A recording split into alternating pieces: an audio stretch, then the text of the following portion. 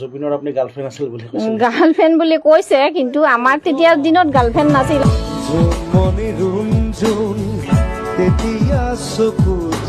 জোনমণি গগৈ, আপুনি এতিয়া ক'ত থাকে? নলবাৰীত থাকো। তামোলত পঢ়িছিলো। ক্লাছত অকল দুজনী ছোৱালী আছিলে, এজনৰ নাম জোনমণি, এজনৰ ৰুণজোন। মই দুইজনকে লাইন মাৰিছিলো। তেতিয়া কেনেকুৱা কথা বতৰা আছিল জুবিন গগৈ? তেতিয়া তেওঁতো গহীন গম্ভীৰে আছিল। তামোলপুৰ, মই যিখন স্কুলত পঢ়িছিলো তামোলপুৰ হায়াৰ ছেকেণ্ডেৰী, চ' ক্লাছত অকল দুজনী ছোৱালী আছিলে, এজনৰ নাম জোনমণি, এজনৰ ৰুণজোন। মই দুইজনকে লাইন মাৰিছিলো,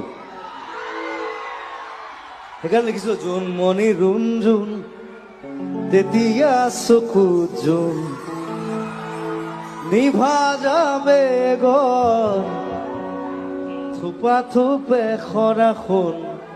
That's a crazy love, actually. তাৰিখ কৰেছে মনে জানো।